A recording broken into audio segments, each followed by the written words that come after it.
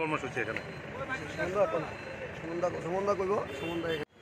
আমরা কেন্দ্রীয় গৃহমন্ত্রী মাননীয় শ্রী অমিত শাহজি যে খসড়া প্রস্তাব করেছেন সংসদে হিট অ্যান্ড রান বিল 2023, যে আইন লাগু হলে আমাদের যে বিশাল বড় সেক্টর ট্রান্সপোর্ট সেক্টর রয়েছে, আপনারা জানেন যে বিরাট বড় একটা শিল্প, সেই শিল্পের সাথে আমাদের ভারতবর্ষের বহু মানুষ যুক্ত আছে। এমনিতেই কোভিডের সিচুয়েশনে এবং বিভিন্ন কারণে আজকে এই শিল্পটা একটা ধ্বংসের তলানিতে এসে ঠেকেছে।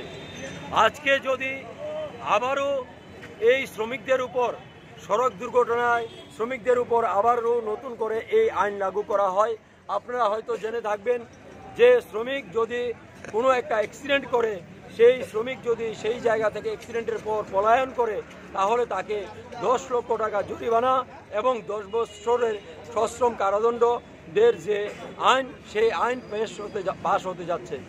তো সেই আইনের বিরোধিতা আমরা ভারতীয় মজদুর সংঘ তথা ত্রিপুরা প্রাইভেট ট্রান্সপোর্ট মজদুর মহাসংঘ করছি। আমাদের অখিল ভারতীয় স্তরেও আমাদের সেই আন্দোলন হচ্ছে।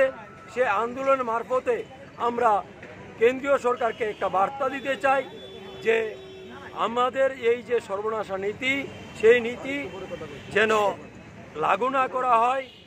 এই নীতি যদি লাগু করা হয়, এই বিল যদি কেন্দ্রীয় সরকার পাশ করে, তাহলে যে ট্রান্সপোর্ট সেক্টরের মতন যে বিশাল সেক্টর রয়েছে সেটা একটা ধ্বংসের তলানিতে এসে ঠেকবে। এমনিতেই আজকাল আপনারা দেখতে পাচ্ছেন যে শ্রমিকরা নতুন করে এই শিল্পের সাথে যুক্ত হচ্ছে না, শ্রমিকরা কাজ করতে আসছে না। বড় বড় যে গাড়িগুলো রয়েছে তা চালানোর জন্য ঠিকভাবে শ্রমিক পাওয়া যাচ্ছে না। আবারও যদি সেই রকম একটা আইন কেন্দ্রীয় সরকার বলবৎ করে, তাহলে এই শিল্প পুরাতরে ধ্বংস হয়ে যাবে। কোনো শ্রমিক আর নতুন করে এই শিল্পের সাথে যুক্ত হবে না। তাই আপনাদের মারফতে আমরা বার্তা দিতে চাই, কেন্দ্রীয় সরকার যেন অবিলম্বে এই বিল পাস না করে এবং এটা প্রত্যাহার করে। আমাদের কর্মসূচিতে এটা নেই এখনো পর্যন্ত। আমাদের যে কেন্দ্রীয় যে নির্দেশিকা, সেই নির্দেশিকাতে আমরা এখনো পর্যন্ত এই নির্দেশ পাইনি।